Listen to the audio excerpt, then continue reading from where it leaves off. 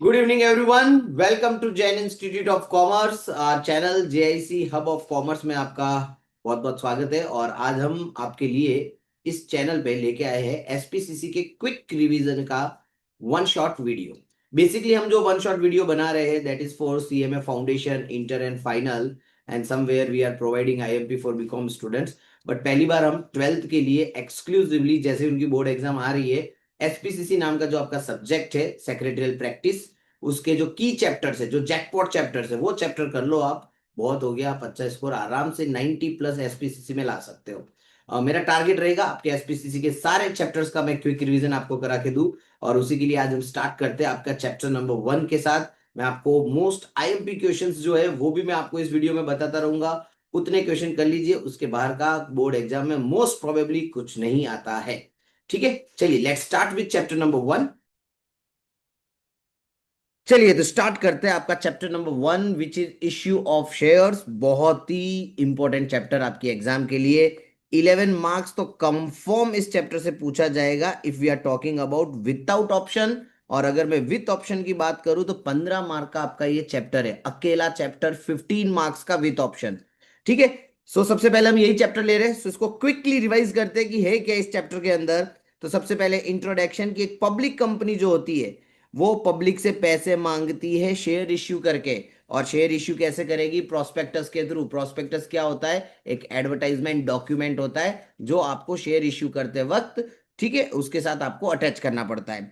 Issues are govern by companies act 2013, ये भी आपको याद रखना है। और सेबी की गाइडलाइंस कंपनी को फॉलो करनी होती है। और इश्यू इन्वॉल्व्स इंटरमीडियरीज, मतलब मिडल मैन की जरूरत होती है। जब भी आप शेयर इश्यू करते हो, किन किन लोगों की जरूरत पड़ेगी? Lead manager, registrar, transfer agent, bankers, depository, stock exchange, ये वो लोग होते हैं जो शेयर इश्यू करने में आपकी हेल्प करते हैं। इनकी डिफरेंट डिफरेंट सर्विसेज जो है वो आपको लेनी पड़ती है।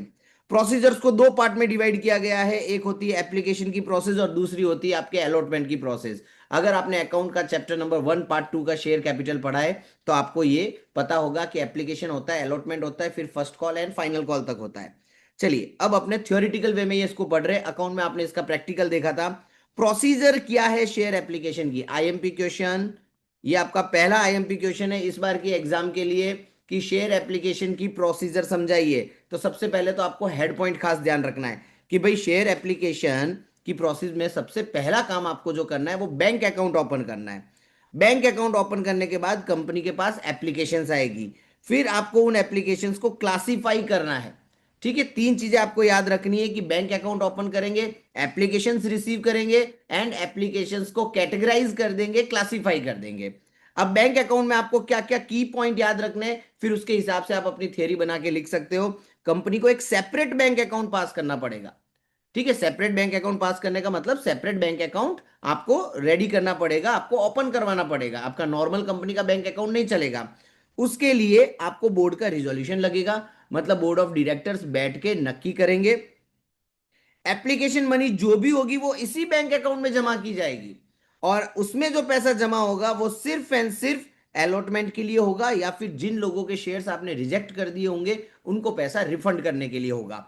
सो ओपनिंग बैंक अकाउंट में क्या ध्यान रखना है आपको? सेपरेट बैंक अकाउंट चाहिएगा, बोर्ड का रिजोल्यूशन होना चाहिए, मनी जो होगी वो उसमें ही डिपॉजिट रहेगी जो भी पैसा आएगा, और उस पैसों का यूटिलाइजेशन आपको अलॉटमेंट एंड रिफंड के लिए ही करना है।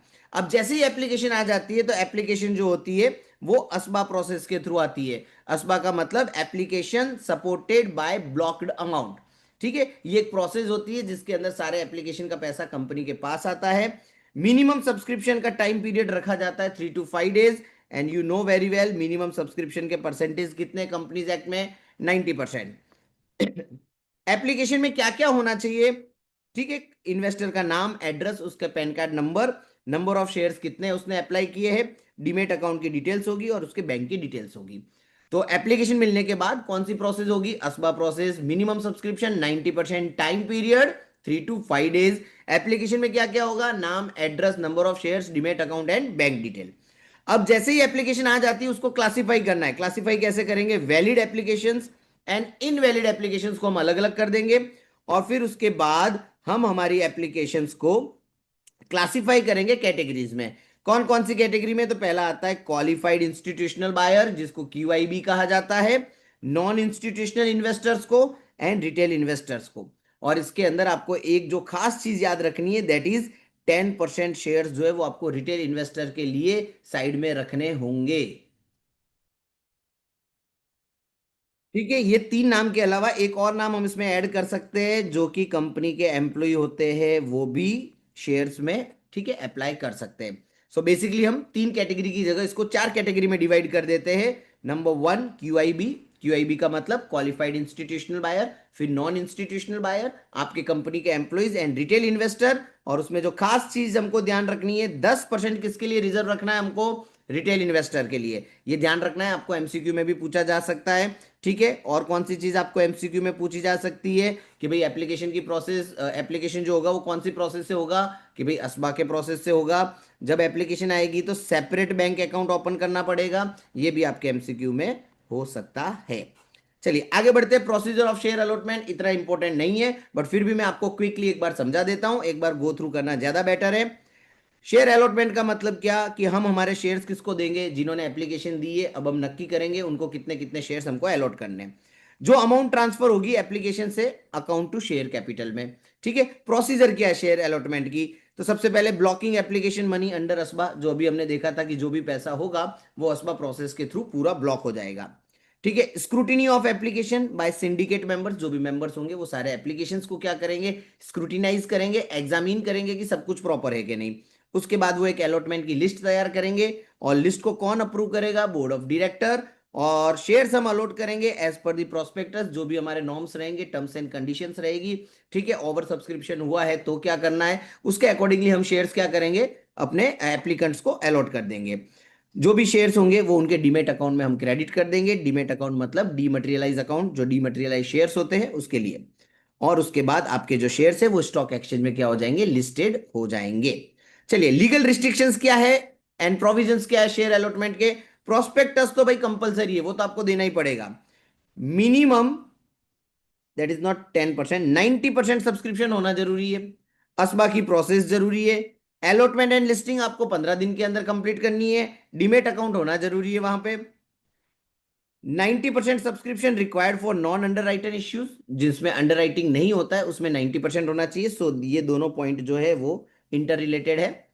प्रोस्पेक्टस का सेबी का अप्रूवल होना चाहिए। और जो आगे आपका एमसीक्यू वाला पॉइंट कि भाई आपको मिनिमम एप्लीकेशन मनी कितनी लेनी है? 5% of face value. Agreement with stock exchange and depositories जो होंगे सीडीएसएल और एनएसडीएल, उनके साथ आपको एग्रीमेंट्स कर देने हैं। ठीक है, मिनिमम नेटवर्थ होनी चाहिए जो कि सेबी ने बोला है। एंड प्रमोटर्स के शेयर्स जो है वो एक टाइम पीरियड के लिए आपको लॉक कर देने हैं। ठीक है, उस टाइम पीरियड तक वो शेयर्स जो है वो सेल नहीं किए जा सकते। ठीक है, चलिए फिर उसके बाद आता है आपका most most IMP question, irregular and illegal allotment of shares. समझते हैं होता क्या है ये? इरेगुलर अलॉटमेंट किसे कहते हैं? इरेगुलर अलॉटमेंट तब कहा जाएगा जब आपका प्रोस्पेक्टस रजिस्टर्ड ही नहीं हुआ, सेबी ने अप्रूव ही नहीं दिया, फिर भी आपने शेयर इश्यू कर दिए, तो उनको क्या कहा जाएगा? इरेगुलर। मिनिमम सब्सक्रिप्शन रिसीव नहीं हुआ, फिर भी शेयर इश्यू कर दिए। एप्लीकेशन मनी आपको बैंक में मिली नहीं, लिस्टिंग एग्रीमेंट हुआ नहीं, डिपॉजिटरी एग्रीमेंट हुआ नहीं, सेबी की गाइडलाइंस फॉलो हुई नहीं, अगर ये कुछ भी नहीं हुआ है फिर भी आपने शेयर अलॉट कर दिए, तो वो कौन सा अलॉटमेंट कहलाएगा? Irregular allotment. इफेक्ट क्या होगा अगर सर इरेगुलर हो गया अलॉटमेंट? तो हम क्या करेंगे? क्या होगा? It is voidable at the option of share holder. Voidable का मतलब शेयर होल्डर की मर्जी, उनको कंटिन्यू करना है कि उनको कैंसिल करना है। Company officers liable to compensate the loss. उनकी गलती की वजह से हुआ है, उन्होंने ऊपर वाली चीजें नहीं की, तो कंपनी के ऑफिसर्स को पेनल्टीज वगैरह पे करनी पड़ेगी। जो भी नुकसान हुआ है वो कंपनी के ऑफिसर्स जो है वो रिम्बर्स करेंगे। Cancellation possible with in statutory period. Shares cancel हो सकते हैं, बट जो टाइम पीरियड डिफाइंड है उसी के अंदर आपको क्या करना पड़ेगा? शेयर्स कैंसिल करने पड़ेंगे। तो this is called irregular allotment. Illegal कब होगा? देखो दोनों सिमिलर जैसे लगते हैं लेकिन दोनों में डिफरेंस है। इलीगल अलॉटमेंट कब कहलाता है? जब आपने पब्लिक को ऑफर नहीं किया, या फिर पब्लिक ने ऑफर एक्सेप्ट ही नहीं किया, एप्लीकेशन एक्सेप्ट नहीं हुई, एप्लीकेशन मनी अभी भी अनपेड है, provision of companies act violate हुए, उनको फॉलो नहीं किया गया है, in that scenario it is considered as illegal allotment of share. आपकी बुक में इसकी पूरी डिफरेंस का एक पॉइंट दिया हुआ है, ये समराइज वे है, बट ये मोस्ट आईएमपी है, उसको एक बार आप अच्छे से कर ले। कुछ पॉइंट जो है डिफरेंस के वो मैंने यहाँ पे कोट करके रखे ताकि आप उसको इजीली रिकॉल कर सको। ठीक है, चलो इरेग्युलर एंड इलीगल में नेचर क्या है, यहाँ पे प्रोसीजरल लैप्स है, मतलब जो प्रोसेस होती है ना उसके अंदर कुछ गड़बड़ हो जाती है। इलीगल के अंदर ये कानून को तोड़ा है आपने, इसलिए उसको क्या कहा जाता है, इलीगल। वैलिडिटी, इरेग्युलर जो वॉइडेबल है, कैंसिल करना चाहो तो कैंसिल। इलीगल जो है वो वॉइड है, वॉइड का मतलब वो पहले से ही कैंसिल माना जाएगा। देखो बेसिकली वॉइड का मतलब होता है जो चीज, कोई ऐसा कॉन्ट्रैक्ट जो वॉइड कॉन्ट्रैक्ट है, उसका मतलब होता है उसको लेके आप कोर्ट में नहीं जा सकते, which is not enforceable by court of law, that is known as void. ठीक है, so voidable it is at your option, share holder के ऑप्शन पे होता है, शेयर होल्डर की मर्जी। वॉइड का मतलब इलीगल शेयर्स अलाउड ही नहीं है, वो पहले से ही इलीगल है, ठीक है, वो कैंसिल ही माने जाएंगे। रेमेडी क्या अवेलेबल है, इसमें कैंसलेशन पॉसिबल है और इसमें ऑटोमेटिकली वो कैंसिल ही है, इसमें तो कुछ हो ही नहीं सकता इलीगल के अंदर। इरेग्युलर में ऑफिसर रिस्पॉन्सिबल है, जबकि इलीगल में कोई रिस्पॉन्सिबल नहीं होगा क्योंकि कोई कॉन्ट्रैक्ट ही नहीं हुआ है, वो पहले से ही कॉन्ट्रैक्ट किया था, वॉइड था, वो वैलिड माना ही नहीं गया। ठीक है, ये 4 पॉइंट आपको ध्यान रखने हैं इसके अंदर। और इसके अलावा एज आई सेड बुक में जाके एक बार आप क्विकली इसको रिकॉल कर दे, मोस्ट एमपी क्वेश्चन है।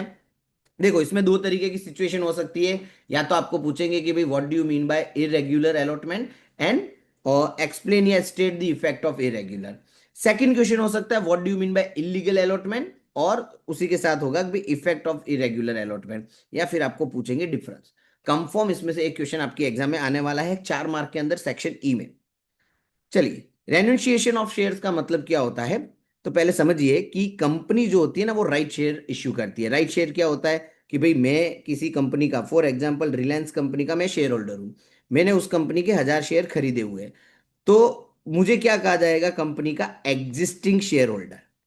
अब कंपनी क्या करती है ना, दोबारा शेयर इश्यू कर रही है, ऊपर जो हमने देखा वो कंपनी पहली बार शेयर इश्यू कर रही है, कंपनी दोबारा शेयर इश्यू करती है और अपने एग्जिस्टिंग मेंबर्स को पहले ऑफर देती है कि भाई देखो हमारा शेयर 100 रुपीज का है, हम आपको 60 में ऑफर देते हैं क्योंकि हम आप हमारे एग्जिस्टिंग शेयर होल्डर हो। और मैं बोलता हूं ओके डन, मुझे खरीदने हैं, मुझे ये ऑफर दिया गया। ऑफर का रेशियो हो सकता है कि भाई आपके पास 4 शेयर है तो हम आपको 1 शेयर का ऑफर देते हैं, 4 शेयर के सामने 2 शेयर का ऑफर देते हैं, कोई भी हो सकता है, वो कंपनी नक्की करेगी। मैंने ऑफर ले लिया, मतलब मैंने राइट शेयर्स को सब्सक्राइब कर लिया। लेकिन ऐसा है ना कि मुझे ये ऑफर नहीं चाहिए लेकिन मेरे दोस्त को चाहिए, तो मैं क्या करता हूं, ये जो मेरा राइट है ना मैं किसी और के नाम पे ट्रांसफर कर देता हूं। जब मैं अपने राइट को किसी और के नाम पे ट्रांसफर कर देता हूं तो उसको कहा जाता है renunciation of shares. Right to transfer application in favour of another person, mention in letter of renunciation, उसमें लिखा हुआ होगा company record transfer in allotment register, जिसको ट्रांसफर किया उसका पूरा रिकॉर्डिंग होगा। ठीक है, 2 मार्क या 3 मार्क के अंदर ये सवाल आपको पूछा जा सकता है, so this is IMP question. फिर स्टेटमेंट ऑफ शेयर अलॉटमेंट क्या होता है, ये इतना आईएमपी नहीं है बट एक बार हम गो थ्रू कर देते हैं। उसके अंदर भी सबसे जो इंपॉर्टेंट चीज हमको पढ़नी है that is duties of company secretary, कि भाई डीमेट अकाउंट खुलना चाहिए, बोर्ड ऑफ डायरेक्टर का रिजोल्यूशन होना चाहिए, एग्रीमेंट विथ इंटरमीडियरीज होना चाहिए, अलॉटमेंट लेटर हमको टाइम पे डिस्पैच करने हैं, final allotment statement ROC registrar of company के पास दे देने हैं, एडवर्टाइजमेंट रिलीज करनी है, और credit shares to the demat account, ये सारी चीजें होनी चाहिए, ये कंपनी सेक्रेटरी की ड्यूटी है। देखो अब इसको कैसे याद रखना है, स्टेटमेंट ऑफ शेयर अलॉटमेंट, तो ये देखो अभी हमने ऊपर पढ़ा था कहीं पे, प्रोसीजर ऑफ शेयर अलॉटमेंट, यही प्रोसीजर में आपको इस तरीके से यही पॉइंट आप लिख सकते हो वापस 7 to 7, और उसमें आपको इतना कर देना है कि भाई ये कंपनी सेक्रेटरी की ड्यूटी है कि देखो यहाँ पे सब लिखा हुआ है कि भाई एप्लीकेशन मनी असबा के प्रोसेस से हुई है कि नहीं चेक करो। ठीक है, फिर अलॉटमेंट की लिस्ट प्रिपेयर करो, बोर्ड ऑफ डायरेक्टर का अप्रूवल लो, शेयर्स जो है वो प्रोस्पेक्टस की प्रोस्पेक्ट शेयर्स अलॉट हुए हैं एज पर प्रोस्पेक्टस और नॉट, शेयर्स जो है वो उनके अकाउंट में क्रेडिट हुए हैं कि नहीं, ठीक है, और स्टॉक एक्सचेंज में वो लिस्ट हुआ है कि नहीं, ये चीजें ही कंपनी सेक्रेटरी को ध्यान में रखनी होती है। सो ज्यादा कुछ डिफरेंस नहीं है, आप दोनों में से कोई भी एक पॉइंट कर लो आपके लिए इनफ है। फिर शेयर कॉल जो अलॉटमेंट के बाद होता है, बाकी बची हुई अमाउंट जो होती है वो कंपनी मंगवाती है। सो कॉल का मतलब demand by company for unpaid amount of shares, ठीक है, जो बाकी की अमाउंट है वो कंपनी डिमांड करती है। आर्टिकल में लिखा होना चाहिए, आर्टिकल मतलब वो डॉक्यूमेंट जिसमें कंपनी के डे टू डे वर्किंग के बारे में लिखा होता है। यूनिफॉर्म बेसिस पे होना चाहिए। बट अगेन बोर्ड रिजोल्यूशन देखो, हर जगह पे आप ये चीज लिख सकते हो कि बोर्ड का रिजोल्यूशन मिलना चाहिए। मिनिमम 1 मंथ का गैप होना चाहिए दो कॉल्स के बीच में, कि आज फर्स्ट कॉल मंगवाई है तो ठीक है, मिनिमम 1 महीने के बाद ही आप फाइनल कॉल या सेकंड कॉल मंगवाओगे। जो भी कॉल अमाउंट का पैसा आएगा वो आप बैंक में क्या कर दोगे, डिपॉजिट कर दोगे। Procedure again very much simple. Board का रिजोल्यूशन देखो, कॉमन पॉइंट, कॉल की लिस्ट तैयार करो, बैंक को इन्फॉर्म करो, कॉल का लेटर एप्लीकेंट को भेज दो, मतलब जिनको शेयर्स अलॉट किए हैं। कॉल मनी आपको आ जाएगी, रजिस्टर में आप उसका अपडेट कर दो कि भाई सबका पैसा आ चुका है। सेक्रेटरी की ड्यूटी क्या है, तो देखो सेक्रेटरी की ड्यूटी बहुत सिंपल है, जो ऊपर पड़ा वही, कि भाई आर्टिकल में लिखा है वेरीफाई करो, रिजोल्यूशन हुआ है ड्राफ्ट करो, मतलब चेक करो। इश्यू कॉल नोटिस, सारे शेयर होल्डर्स को कॉल का नोटिस दे दो, रजिस्टर को मेंटेन करो, एंड अगर कोई कॉल अनपेड है तो उसको रिपोर्ट करो, ताकि फिर जो है आगे एक्शंस जो लेने वो हम ले सकते हैं। नेक्स्ट आपका आईएमपी क्वेश्चन जो 2 या 3 मार्क में पूछा जा सकता है, share four feature. Share four feature क्या होता है, शेयर को कैंसिल करना। क्यों कैंसिल करना, सामने वाले ने पैसा भरा ही नहीं। जब उसको कॉल भरनी थी, फर्स्ट कॉल फाइनल कॉल, उसने पैसा ही नहीं भरा, आपने उसको मल्टीपल टाइम नोटिस दिए कि भाई पैसा भर भर भर, आपने इंटरेस्ट भी चार्ज किया, सब कुछ किया, फिर वो पैसा नहीं भरेगा तो हम क्या करेंगे, उसके शेयर्स उठा के ले जाएंगे। प्रोसीजर क्या है, तो सबसे पहले कॉल सिग्नेचर्स की लिस्ट तैयार करो कि भाई कौन कौन ऐसी महान आत्माएं हैं जिन्होंने पैसा नहीं भरा। बोर्ड के साथ चर्चा करो कि भाई इतने लोग हैं, इतने शेयर्स है। नोटिस इश्यू करो 14 दिन का। बोर्ड में रिजोल्यूशन पास करवा दो, रजिस्टर में एंट्री करो, और एक पब्लिक नोटिस दे दो कि हमने इतने शेयर्स को क्या करने वाले हैं, हम फोरफिट करने वाले हैं। सेक्रेटरी की ड्यूटी क्या है, उसको चेक करना है कि भाई फोरफिचर के जो रूल्स एंड रेगुलेशन है कंपनीज एक्ट के, वो फॉलो हुए हैं क्या, सबको नोटिस गया है क्या, रिजोल्यूशन का रिकॉर्डिंग हो गया, रजिस्टर में सब अपडेट हो चुका है क्या, हमने मेंबर्स को इन्फॉर्म कर दिया है, ये सेक्रेटरी को ध्यान में रखना है। इफेक्ट क्या होगा शेयर फोर फीचर का, आपकी जो मेंबरशिप है वो स्टॉप हो जाएगी, अब आप मेंबर ही नहीं रहोगे उस कंपनी के, क्योंकि आपके शेयर्स उठा लिए। अमाउंट जो भी आपने पे की थी वो फोरफिट हो जाएगी, और company becomes the owner of the shares. आपके शेयर्स का ओनर कौन बन जाएगा, कंपनी बन जाएगी, और उन्हीं शेयर्स को कंपनी क्या कर देगी, वापस रीइश्यू कर देगी। देखो ये तो वही प्रोसीजर हुई पूरी की पूरी, जैसे आप एक्टिवा खरीदते हो ईएमआई पे। आप सबसे पहले क्या भरते हो उसमें, डाउन पेमेंट, आप ऐसा समझ लीजिए 20,000 रुपए आपने डाउन पेमेंट के भरे थे एक्टिवा पे। फिर आपको पहली ईएमआई भरनी थी वहां पे फॉर एग्जाम्पल 30,000, सेकंड ईएमआई भरनी थी आपको 40,000, थर्ड ईएमआई भरनी थी आपको 10,000 की।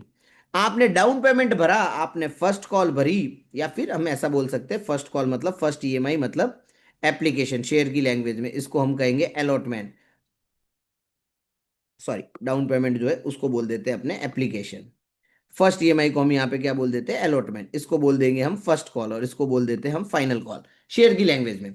अब आप एक्टिवा के वैसे ही समझो, आपने डीपी तो भरी, आपने पहली ईएमआई भी भरी, आपने टोटल 50,000 भर दिए।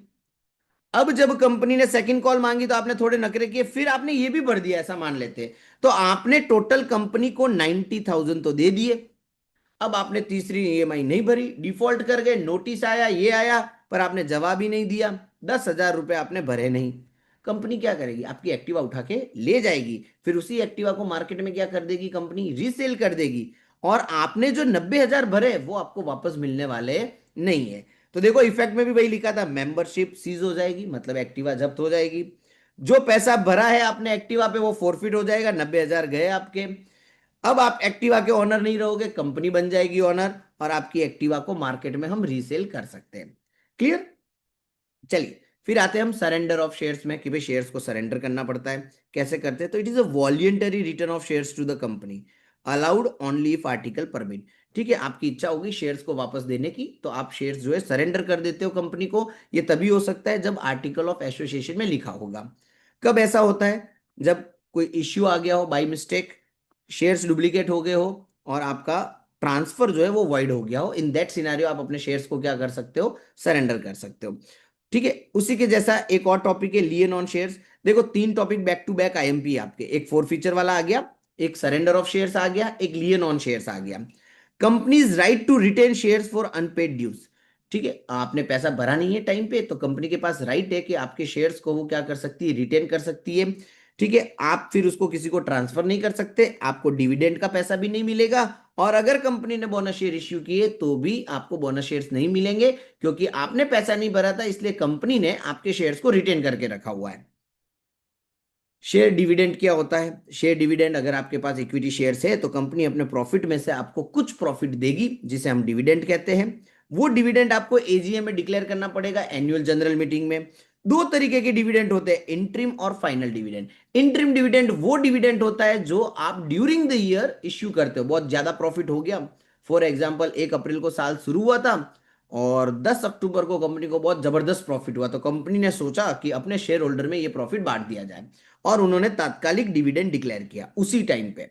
That is known as interim dividend.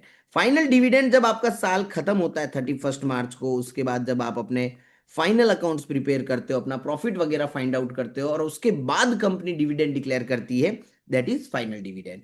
Dividend हमेशा आपको कैश में पे करना है, ठीक है। और इक्विटी शेयर्स को डिविडेंड देने से पहले प्रेफरेंस शेयर होल्डर्स को प्रायोरिटी दी जाती है कि भाई उनका डिविडेंड पहले देना है। बाय द वे आपको बता दूं कि ये प्रेफरेंस शेयर वालों को तो देना ही पड़ता है, इनका तो फिक्स ही होता है। जो इक्विटी वाले होते हैं ना, उसमें ही नखरे होते हैं, कभी मन होगा तो देंगे, कभी मन होगा तो नहीं देंगे। प्रेफरेंस वालों को तो ऑलवेज पहले दे ही दिया जाता है। क्विकली क्या क्या पढ़ा हमने? एप्लीकेशन, फिर अलॉटमेंट आएगा, फिर कॉल, कॉल का पैसा नहीं भरा तो फोर फीचर, सरेंडर कर सकते हो, आपको डिविडेंड मिलता है। असबा, ठीक है, आपको पता ही है क्या होता है, एप्लीकेशन मनी वगैरह इसी प्रोसेस से आएगी। डीमेट अकाउंट खुलाना होता है, सेबी का कंप्लाइंस मतलब सेबी के रूल्स एंड रेगुलेशंस आपको फॉलो करने पड़ेंगे। टाइम लिमिट एंड बोर्ड का रिजोल्यूशन हर जगह पे कंपलसरी है। हर जगह पे लिखा हुआ था बोर्ड का रिजोल्यूशन, बोर्ड का रिजोल्यूशन। हर जगह पे टाइम लिमिट है कि जैसे कि भाई 2 कॉल के बीच में 1 महीने का गैप होना चाहिए, ठीक है। एप्लीकेशन से अलॉटमेंट के बीच में पर्टिकुलर टाइम पीरियड होना चाहिए। सब कुछ एक टाइम लिमिट के अकॉर्डिंगली चलता है। सो अगेन क्विकली हमने क्या क्या पढ़ा इसके अंदर और क्या क्या आईएमपी है। तो हमने सबसे पहले देखा कि भाई शेयर एप्लीकेशन की प्रोसेस क्या है, वो आपको देख लेना है, ये आईएमपी क्वेश्चन है। Irregular and illegal allotment most IMP question है। और उसके बाद जो आपके छोटे क्वेश्चन है जो 2 या 3 मार्क में हो सकते हैं, that is renunciation of shares, उसके बाद फोर फीचर ऑफ शेयर्स, और उसके बाद surrender of shares, lien on shares and share dividend. ठीक है, तो ये हो गया आपका चैप्टर नंबर 1 का क्विक रिवीजन जो कि 11 से 15 मार्क में आएगा। और आपको ये चीज भी बता दूं, हेड पॉइंट अच्छे से कर लो, कॉन्सेप्ट दिमाग में फिट कर लो, जितने पॉइंट मैंने समरी में बताए अपने दिलो दिमाग में फिट कर लो। उसके बाद ये पॉइंट के साथ आप बना के लिखोगे अपने हिसाब से, अपनी लैंग्वेज में, इंग्लिश में, तो आपको अच्छे मार्क्स मिलेंगे। हैंड राइटिंग प्रेजेंटेशन का खास ध्यान रखना है। आई हैव सीन एसपी में बच्चे आराम से 90-95 प्लस स्कोर करते हैं। इवन मेरा ऐसा मानना है कि ढंग से पेपर लिखा हो, प्रॉपरली अटेंड किया हो, सारे हेड पॉइंट अच्छे से लिखे हो, you can score 100 out of 100 in this paper. ठीक है, चलिए फिर मिलते हैं अपने सेकंड चैप्टर के साथ, उसको भी हम अपने क्विकली रिवाइज करेंगे। और मैं ये चैप्टर्स भी बताऊंगा आपको, वो वाले चैप्टर्स भी जो एग्जाम्स के लिए बहुत इंपॉर्टेंट है और जो सबसे ज्यादा मार्क्स जो है वो कवर करते हैं। जिन बच्चों को एसपी में तकलीफ होती है या जिनके सिर्फ पासिंग मार्क्स आ रहे हैं या जो फेल हो रहे हैं कंटिन्यूसली अपने स्कूल की एग्जाम्स में वगैरह, उनके लिए मैं एक प्लान बना के दूंगा। उनको मिनिमम चैप्टर्स करने हैं, मिनिमम क्वेश्चंस करने हैं, उतना कर लो, फिर आपका बेड़ा पार हो जाएगा। आप आराम से 50-60 प्लस, जो नहीं पढ़ता है जिसको समझ में नहीं आता, वो भी आराम से 50-60 मार्क्स इस सब्जेक्ट में लेके आ सकता है। जो पढ़ने वाले हैं जिनकी हैंडराइटिंग प्रेजेंटेशन का कोई इश्यू नहीं, वो तो डेफिनेटली इस सब्जेक्ट में 95-90 प्लस जाएंगे। ओके, चलिए बाय बाय।